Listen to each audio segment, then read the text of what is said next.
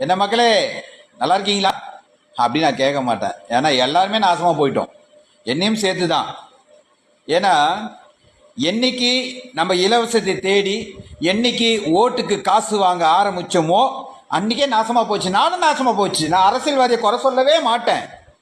அவங்கெல்லாம் தெளிவாக இருக்காங்க. இப்போ கூட பாரு, என்ன உன்னை கொடுமைப்படுத்தினாலும், உன்னை என்னதான் சோத்துக்கே வழி இல்லாமல் நடுத்தெருவில் நிறுத்தினாலும் நீ என்ன பண்ண போற?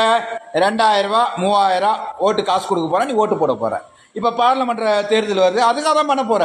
நீ பண்ணாமல் இருக்க போறதில்ல, கண்டிப்பாக பண்ணுவீங்க. சரியா? அப்போ எப்படி இருக்கும்? ஒன்றும் இல்லை, ஒரு சின்ன எக்ஸாம்பிள் தான்.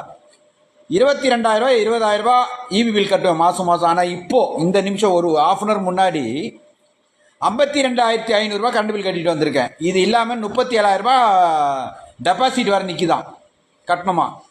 நான் என்ன கேட்குறேன்னா, என்னதான் நான் லாபம் வச்சு சம்பாரிச்சா கூட ஒரு பொருளுக்கு 2 ரூபாய் விற்கலாம், 1 ரூபாய் வச்சு விற்கலாம். அதுக்கு மேலே லாபம் வருமா? இந்த மாதிரி கமர்ஷியல்ன்ற ஒரு பேரில் டேக்ஸ்லேருந்து ஜிஎஸ்டிலேருந்து எக்ஸட்ரா எக்ஸட்ரா எக்ஸட்ரா எல்லாத்தையும் கொள்ள அடிக்கிறீங்களே. நாங்களாம் வாழ்கிறதா சாவறதா? என்ன கூட விட்டுரு, மற்றவங்கள கூட விட்டுரு. நடுத்தர வர்க்கத்தை யோசிச்சுக்க. 2000 ரூபாய் கட்டின கரண்ட் பில் இன்னைக்கு 5000 ரூபாய் கட்டுறாங்க. எப்படியா வாழ முடியும்? சம்பளம் 10,000 ரூபாய், சம்பளம் 10,000 ரூபாய் தான் இருக்கு, ஏறல. எப்ப திருந்த போறீங்க எனக்கு சொல்லுங்களேன்.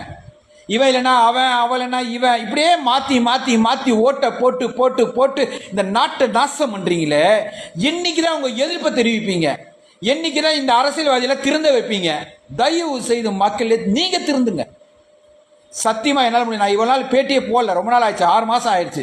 ஆனா சூடும் ரத்த சூடு கொதிச்சுக்கிட்டே இருக்கு. எனக்கு அவ்வளவு டென்ஷன் ஏறிக்கிட்டே இருக்கு. டெய்லி நடக்கிற அக்கிரமத்தை அநியாயத்தையும். இன்னைக்கு டாக்ஸ் கட்டலைன்னா 1% வட்டியோடு கட்டணுமா? தண்டல்கார ஆயிட்டாங்கன்னு நினைக்கிறேன். நம்ம அரசியல்வாதிகள்லாம் தண்டல் வசூல் பண்றாங்கன்னு நினைக்கிறேன். இது வட்டிக்கு விடுறாங்கன்னு நினைக்கிறேன். அவங்களை நான் குறை சொல்ல மாட்டேன். நீங்களாம் சாவணும்.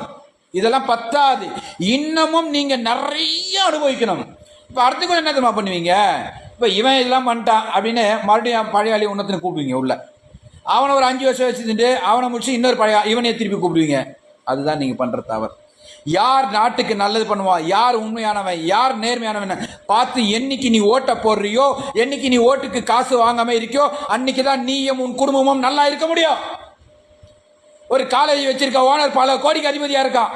ஒரு ஸ்கூல் நடத்துற ஒரு ஓனர் பல கோடிக்கு அதிபதியா இருக்கான். ஆனா நாம் உழைக்கிற நாம் பிச்சை எடுத்துட்டு தான் இருக்கும்.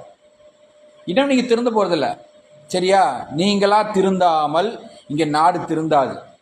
என்னைக்கு நீங்க 2000க்கு 4000க்கு கோட்டருக்கும் பிரியாணிக்கு என்னைக்கு வாயை பொழந்து நின்னீங்களோ அன்னைக்கே இந்த நாட நாசமா போச்சு. நீங்க மட்டும் போல, நீங்க போயிடுவீங்க. உன் சங்கதி எல்லாம் ரோட்ல நிக்க போதா இல்லையான்றதை எழுதி வச்சுக்கோ.